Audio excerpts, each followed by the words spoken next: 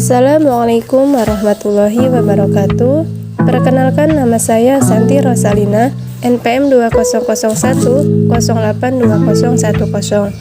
Di sini saya dari kelas B Tadris Biologi IAIN Metro ingin memenuhi tugas, yaitu ujian tengah semester, di mana dengan mata kuliah fisiologi hewan. Adapun dosen penghapus saya yaitu Ibu Tika Mayangsari MPD. Di sini saya memilih materi homeostatis. Apakah homeostatis itu? Kita akan bahas di slide selanjutnya. Dalam ilmu biologi, homeostatis adalah kecenderungan makhluk hidup untuk tetap mempertahankan kestabilan diri di saat lingkungan di sekelilingnya mengalami perubahan. Istilah ini cenderung berkebalikan dengan proses adaptasi. Adapun proses homeostatis dalam tubuh manusia penting untuk kita semua pahami, karena sebagai sistem yang secara terorganisir serta mempunyai sistem pengaturan yang selalu saling terkoordinasi. Hal tersebut berguna untuk mempertahankan kondisi dari tubuh kita supaya senantiasa dalam keadaan yang stabil secara fisiologi. Adapun organ-organ yang terlibat dalam pengaturan homeostatis yaitu yang pertama adalah hati, yang kedua adalah ginjal, yang ketiga adalah kulit. Kita sudah mengetahui pengertian dasar dari homeostatis. Sekarang kita akan mengupas lebih dalam apa itu homeostatis. Homeostatis mengacu pada kebutuhan tubuh untuk mencapai tingkat keseimbangan tertentu. Istilah ini pertama kali dikeluarkan oleh seorang ahli fisiologi yang bernama Walter Cannon pada tahun 1926. Bisa dikatakan, homeostatis adalah kemampuan tubuh untuk memonitor dan mengatur kondisi internalnya.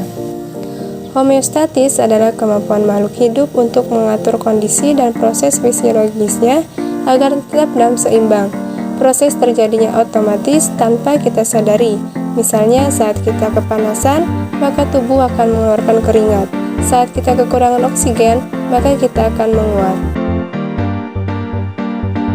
Adapun mekanisme dari homeostatis adalah perubahan kondisi lingkungan internal dapat timbul karena dua hal, yaitu adanya perubahan aktivitas sel tubuh dan perubahan lingkungan eksternal yang berlangsung terus-menerus. Untuk menyelenggarakan seluruh aktivitas sel dalam tubuhnya, hewan selalu memerlukan pasokan berbagai bahan dari lingkungan luar secara konstan, misalnya oksigen, nutrien, dan garam. Mekanisme pengendalian kondisi homeostatis pada hewan berlangsung melalui sistem umpan balik.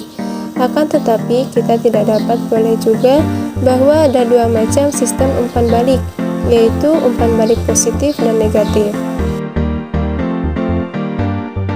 Umpan balik negatif adalah pengaturan penting dalam homeostatis. Dalam pengaturan umpan balik negatif, sistem pengendali senantiasa membandingkan parameter yang dikendalikan, misalnya suhu tubuh atau tekanan darah, dengan nilai set point, misalnya pada kisaran nilai normalnya.